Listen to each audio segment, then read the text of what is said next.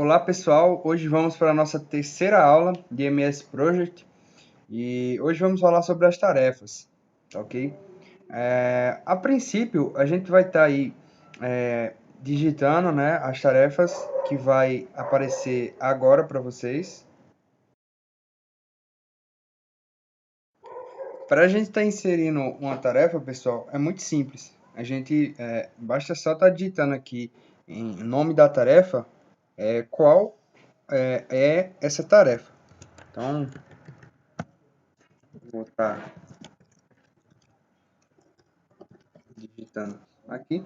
Pronto, percebam que ele já criou, né? Ela agendada automaticamente, como a gente estava previsto, né? Nas nossas opções e configurações iniciais. Aqui a duração, ele questiona um dia e ele considera como se fosse de um dia. E deixa aí durante toda a segunda-feira, dia 24, ocupada com essa tarefa. Eu vou estar inserindo as outras e eu volto para a gente falar sobre essa questão da duração, início e término.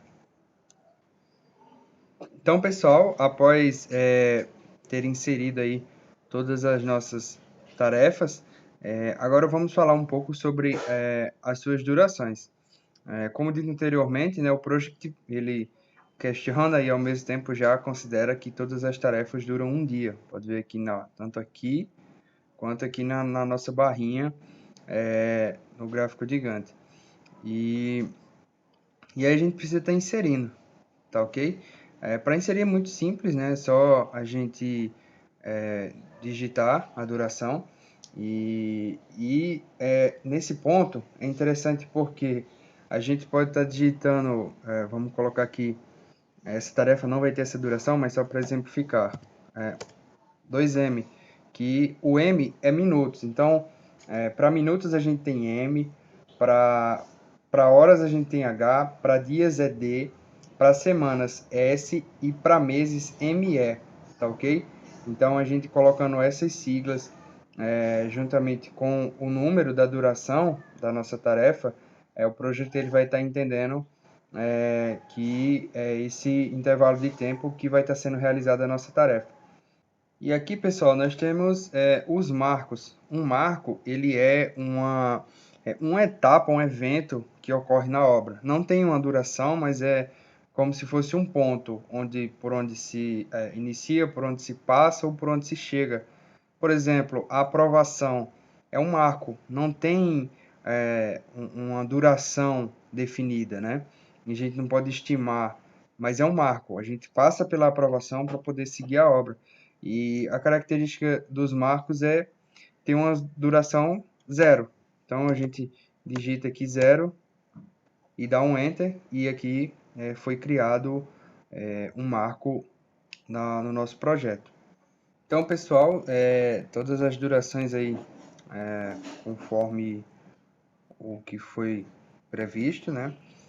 Agora nós vamos falar sobre a EDT, né? A estrutura de divisão de trabalho. Para a gente estar adicionando a EDT, a gente precisa estar deslocando aqui nessa partezinha, clicamos aqui e procuramos aqui por EDT, ou então pode digitar, mas ela vai estar aqui, EDT, e aí a gente clica. E feito isso, a gente clica nela e arrasta para cá, né, que é a nossa estrutura aí que vai permitir uma melhor organização. E aí vamos falar agora sobre o avanço e recuo das tarefas, né, que consiste em aglobar as tarefas dentro das suas tarefas resumo, né? Então aqui, dentro da fase 1, a gente tem o levantamento topográfico, as fundações, aprovação, a compra e entrega do material. Então, a gente pode estar selecionando, né? Clica aqui no levantamento topográfico, Shift e vai deslocando com a seta para baixo.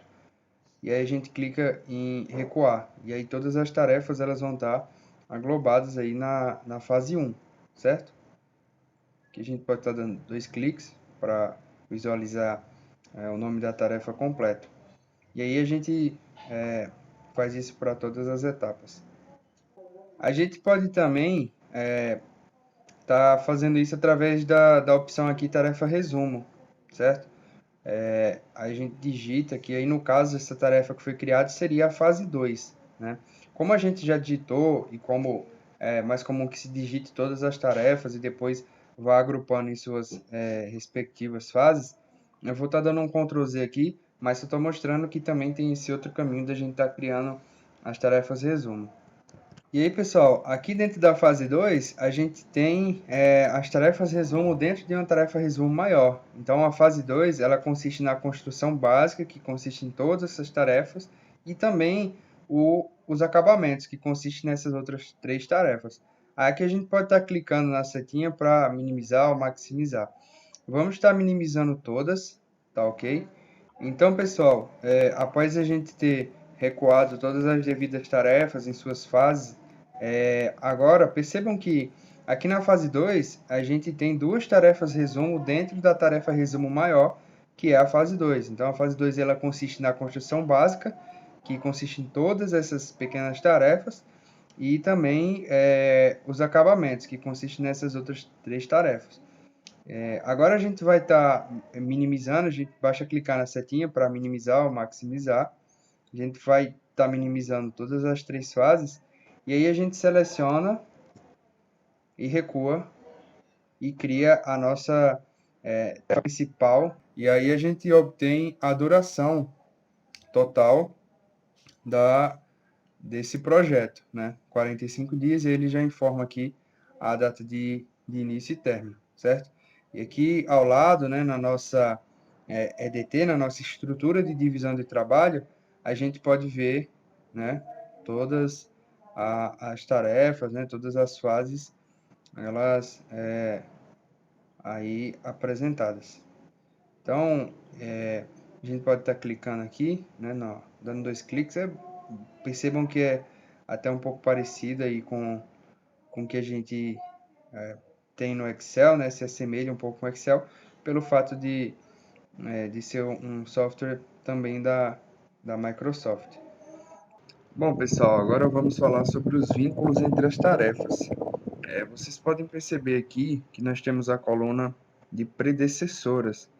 Então, essa coluna, ela consiste em a gente aí tá informando quais as tarefas que são, assim, podemos dizer, fundamentais e cruciais para que a tarefa em questão ela possa, ela dependa. Então, por exemplo, aqui antes de iniciar a entrega, né, do material, por exemplo, a compra tem que ser realizada. Então, a gente pode dizer com toda a propriedade que a entrega do material depende exclusivamente da compra, né? Então, se a gente vir aqui em entrega do material e colocar a tarefa 6 como predecessora, percebam que foi criada uma vinculação entre essas tarefas. Então, a tarefa 7, aqui no canto, só vai ocorrer se a tarefa 6 ocorrer. E além dessas vinculações, nós temos também mais 4 tipos de vinculações, que vai estar aparecendo aí na tela para vocês. O primeiro é o término início, né, que a tarefa em questão ela só é iniciada quando a predecessora termina, né? Então, assim, até o mais comum de acontecer, né? Que se aplica aqui, nesse caso, né? E a sigla dela é TI. Então, se nós viermos aqui e colocarmos TI, percebam que a vinculação é a mesma, que seria o mesmo que a gente só está colocando o número, né? Pelo fato de ser o mais comum de acontecer. Outro tipo de vinculação é o início-início, representado pela sigla II, que é quando as tarefas elas se iniciam juntas, né?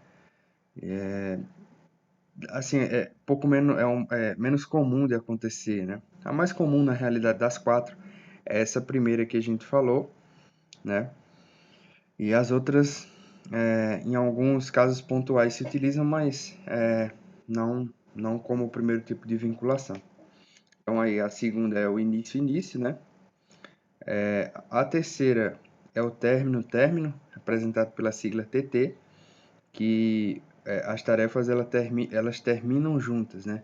Então, o tipo de vinculação aí é que as tarefas que a gente escolheu, elas têm que terminar simultaneamente. E a última, que é até, aí eu diria, a que menos ocorre, é início-término. É o contrário da primeira, é o inverso, na realidade. A primeira, né, término e início, a tarefa que a gente escolheu, ela só inicia quando a predecessora termina. Essa aqui é o contrário. A tarefa ela só termina quando a predecessora inicia. E elas não são o oposto, assim, elas não são iguais. Porque, por exemplo, se utiliza até um exemplo aí para exemplificar, né, esse tipo de vinculação início-término, né? A gente utiliza, por exemplo, os trabalhos, serviços aí de segurança, né? A troca de turnos, por exemplo. Se o segurança do próximo turno ele não chegar, o segurança do turno atual ele não pode sair e deixar o trabalho dele, o posto dele, né? Então, a gente tem esse tipo de vinculação que, como eu disse, não é muito comum, mas que, obviamente, precisa ser mostrado. Então, aí a gente vai estar preenchendo aqui essa coluna das predecessoras, tá ok? Para preencher, basta colocar o número, ou então o número e a sigla. Aqui eu vou estar só exemplificando, não é esse caso, mas, por exemplo, 5II. Então, percebam aqui que vai estar marcado para começarem juntas. 5TT. Aí, se a gente for para o final aqui, ó, vão terminar juntas, certo? Então, a gente tem o número, né? Primeiramente o número da tarefa e depois a sigla que representa o tipo de vinculação. E aí, só reforçando como o TI, né? Que a tarefa só inicia quando a predecessora termina, é o mais comum. Então, basta a gente colocar o número que o MS Project já vai estar entendendo que o tipo de vinculação é o término início, tá ok? Então, pessoal, aqui nós preenchemos todas as nossas predecessoras, tá ok? E aí informando ao nosso projeto todas quais as tarefas, né, que precisam estar prontas antes de iniciar as demais. Então, percebam também que a duração, né, obviamente, ela vai mudar bastante, né? Porque após essa vinculação, né, após informar que determinadas tarefas precisam terminar para poder começar as próximas, o MS Project ele vai deslocando, né, as tarefas e criando essa vinculação que é de extrema importância. No geral, né, todas as vinculações ficaram como padrão, né? A tarefa ela só se inicia ao término da predecessora, só aqui nas instalações elétricas, né, que ela está programada para começar juntamente com as instalações hidráulicas, né? Então tá a vinculação do tipo início. E também lembrando que as vinculações, uma tarefa ela pode, né, e é normal que ela tenha mais de uma vinculação. E nesse caso elas são separadas por ponto e vírgula, né? Então aqui, no caso da alvenaria, ela depende, né, para iniciar ela depende da aprovação, tarefa 5 aqui, e da entrega do material, que é a tarefa 7. Então, pessoal, essa foi a nossa terceira aula do nosso curso de MS Project.